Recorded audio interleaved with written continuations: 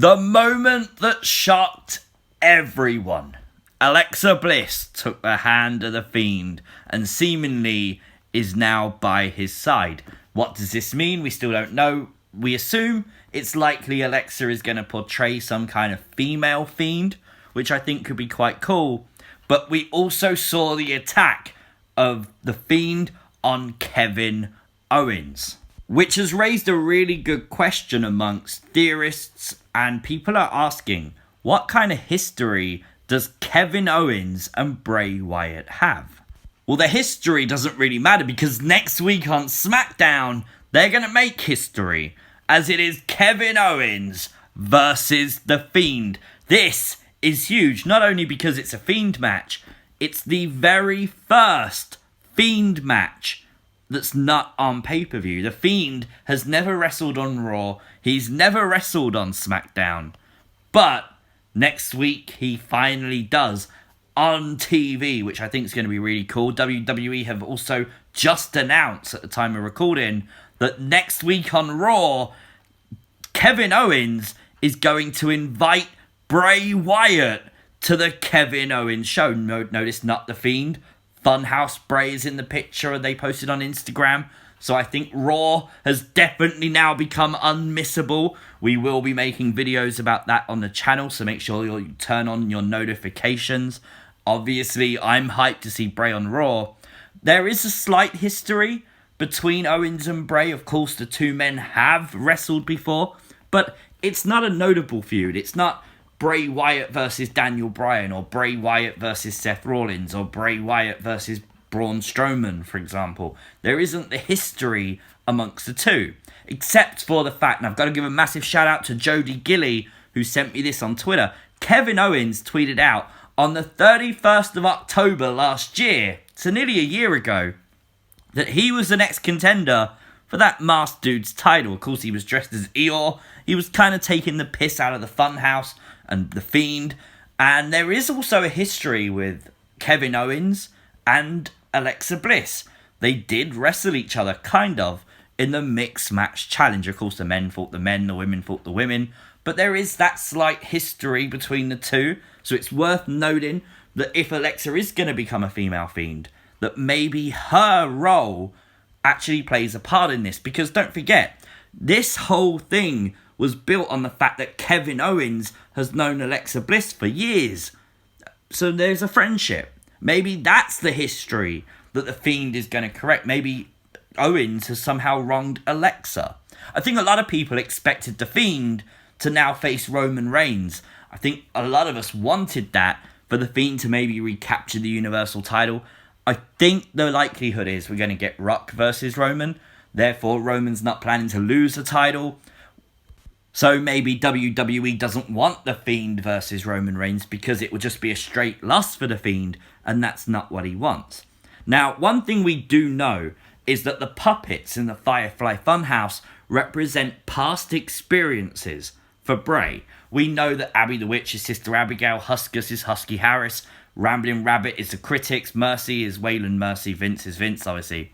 And then we saw the new puppet, Wobbly Walrus. So, Wobbly Walrus obviously is a representation of Paul Heyman, but the fact there's a puppet of Paul Heyman means that that memory is forever remembered in the Firefly Funhouse. Maybe the fact he got the puppet should have indicated to us anyway, that there wasn't going to be a feud between Roman/Heyman. And maybe the Fiend is on his way to Monday Night Raw. It would make a lot of sense because we are seeing Funhouse Bray go to Monday Night Raw. Now that is because the draft is coming up and they want to kind of keep it sort of a shock of who goes where. So they do have like Kevin Owens on SmackDown, Bray on Raw, for example. So you kind of don't know who's going to be drafted. We'll have to wait and see. But it would be cool if they do split Bray and Alexa. Do the two still like go in the Firefly Funhouse together? Do they interact by the Firefly Funhouse? By that, if the Fiend is Alexa Bliss, so the Fiend Alexa Bliss exists and the Fiend Bray Wyatt exists, and they're on separate shows, do they still come together in a Funhouse episode? Are there going to be two different Funhouses? Like, there's so much potential here for this story to develop. And of course, we got to talk about Aleister Black. Aleister Black is the rival at the moment to Kevin Owens. And he was mentioned very, very heavily during that segment on Smackdown between Alexa and Kevin.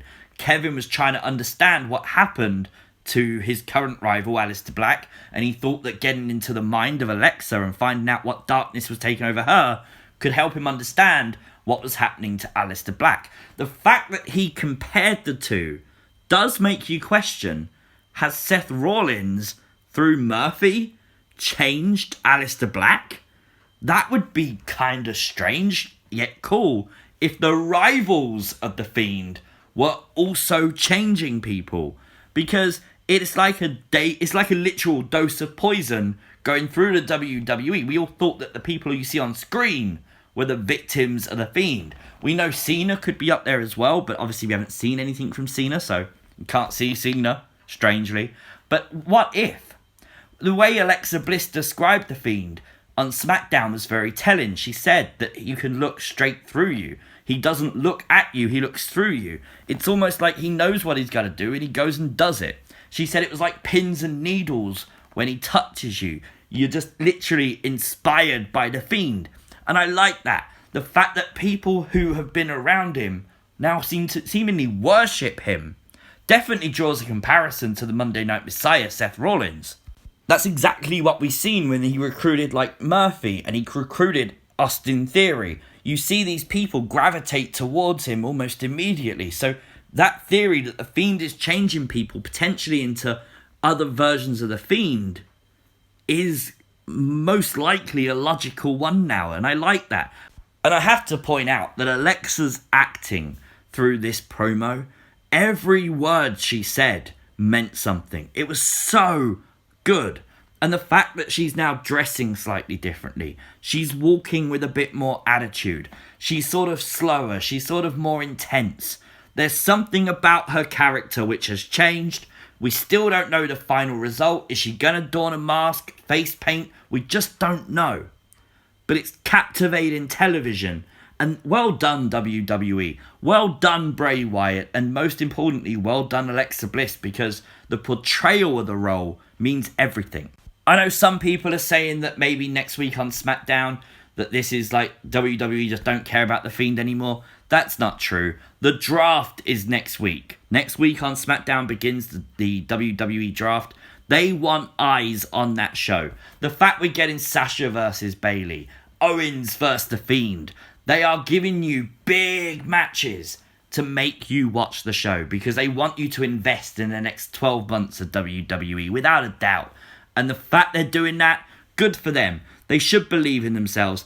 And the fact that this is the Fiend's first ever match on television is huge. It's also Bray's first TV match, I think in about 2-3 years, which is huge. Like, this is absolutely brilliant by WWE. Really good storytelling, but again, it does make me think that Bray is going to Raw. And maybe Fox wanted that huge coup of having the Fiend wrestle on their TV show first. I do think the entire story with Alexa has got people inspired to watch wrestling. And if you're going to split that over 2 shows, that could be a really fun thing to do. I do like the fact that they've got this complete randomness, that you don't know what's going to happen next. And we can sit here and we can look at the past, we can look at the future, we can try and guess what's going to happen. But WWE will always find that way to swerve us. Now, we also made a video on Thursday night where we looked at if the Fiend was leaving Bray for Alexa. This was a popular theory, I think after What Culture posted it. We did say on that video that I didn't think that was going to happen. So I'm pleased we got that theory video out there because it was something people were discussing at the time. It's just nice to know that Bray's not seemingly losing the Fiend. We only know that because he literally was playing the Fiend on SmackDown. So 100% that's not true. Thank God for that. Again, I'm inspired to keep watching. I can't wait to see where this story goes. I do hope Alexa dons a Fiend mask. And I think having the 2 on separate shows, yet the funhouse is where they come together, that could be really interesting. And if Fiend does move to Raw and Orton stays on Raw, it definitely has to happen, right? Orton vs. Fiend is definitely a match everyone wants to see. So let me know your thoughts in the comments section down below. If you are new to the channel, make sure you hit that subscribe button. Turn on those notifications because 100% we will be discussing what happens on Raw in a video on the channel. Make sure you follow me over on Twitter and on Instagram at CWrestlingUK. I will see you as always next time. Peace!